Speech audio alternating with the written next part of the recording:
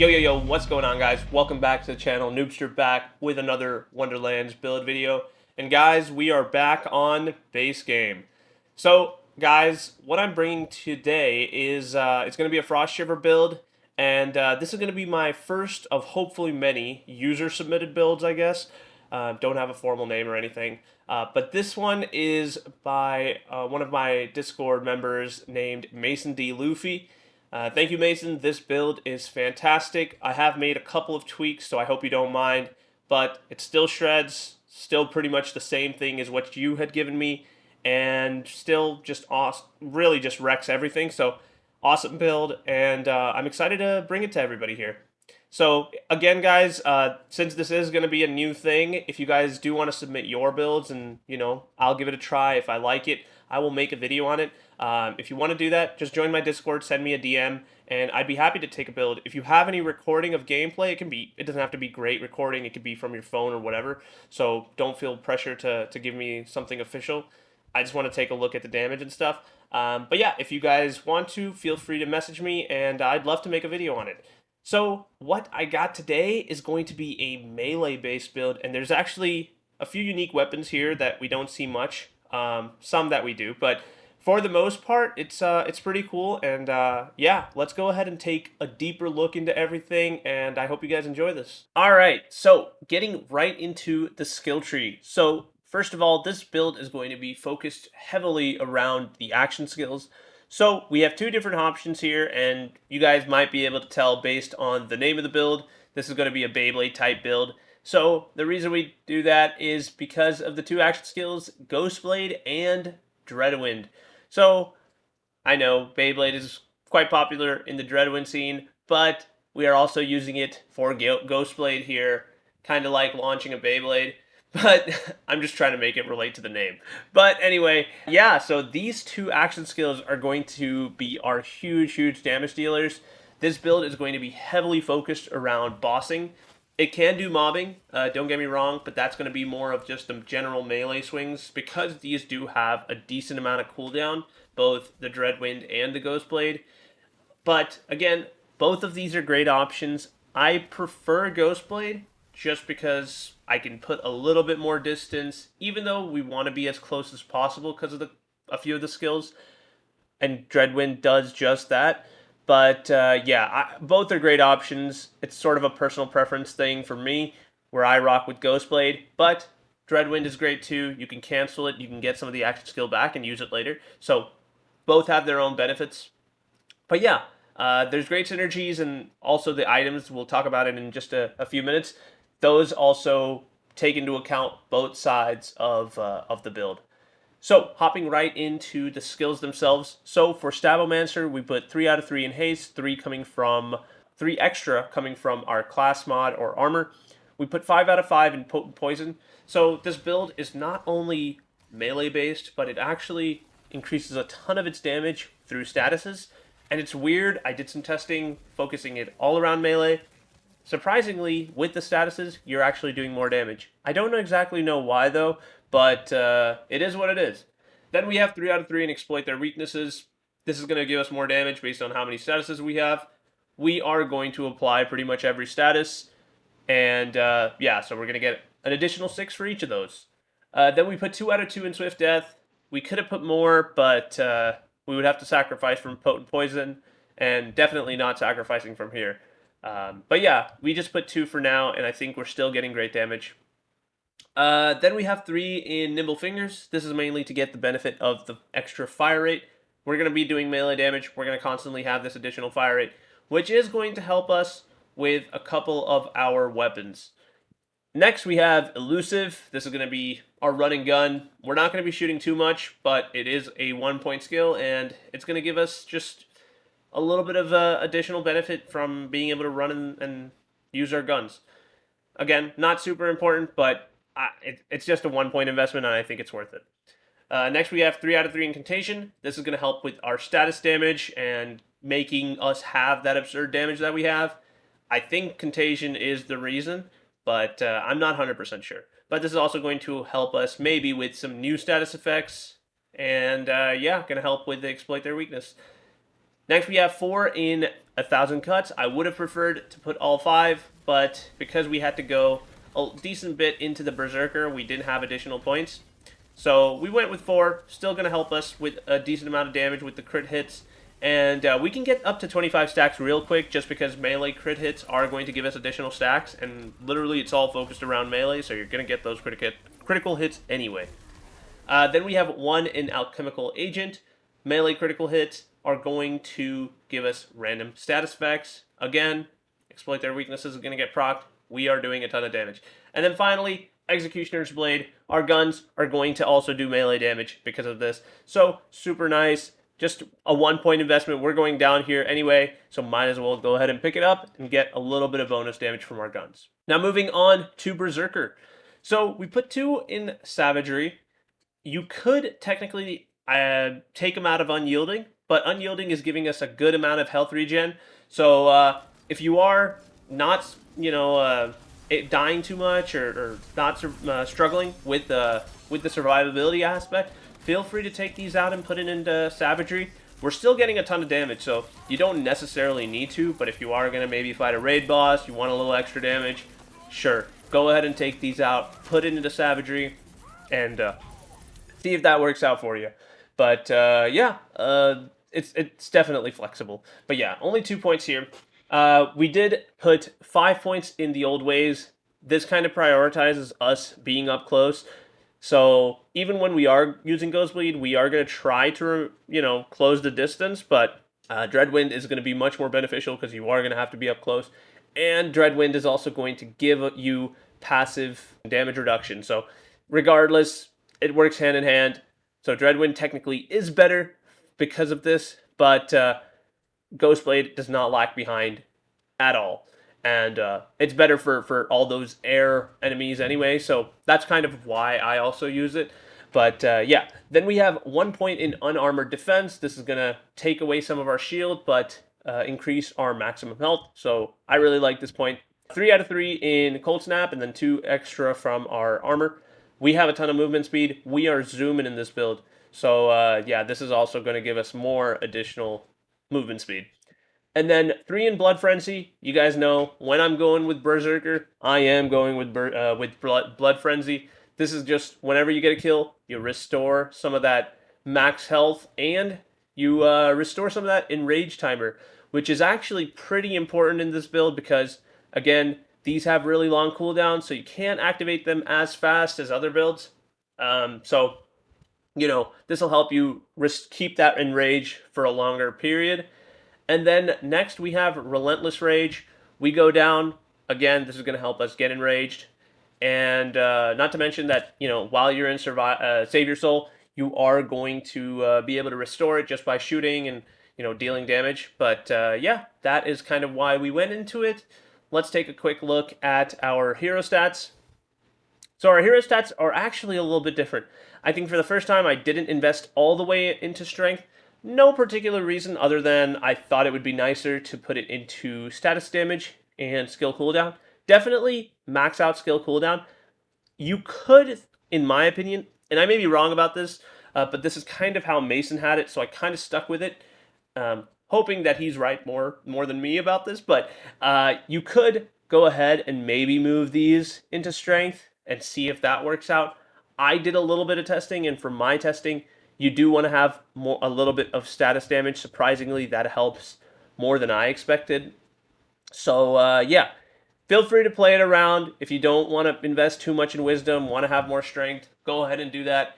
And as for the background, don't worry too much. You could go with this one, which is giving us an additional 8 with our strength. But if you already have a character, don't make a new one just for the background. It's not going to be a huge deal, so don't think too much on it. You should still be fine. Again, I don't even have a character. This is actually a Mason's character where he has this additional 8, but by no means do you have to have the exact same thing. You're still going to get a ton of damage if you're using most of the gear and the skills. But yeah, that is a quick look at both of those. Let's go ahead and hop into the inventory. All right, diving right into the gear itself. So starting off, we have the Wailing Banshee. So we have a couple different variations of this.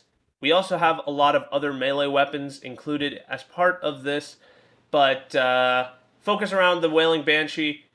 So the few that we have, we're going to have this Wailing Banshee here, which is going to give us plus 30% melee damage against bosses. You can go ahead and rock with this one, but I will say that for the regular mobbing, I prefer having the spell charge just so you can constantly spam your Buffmeister and have an additional bonus to your damage, regardless of if you're using Dreadwind or whichever action skill or just straight up meleeing.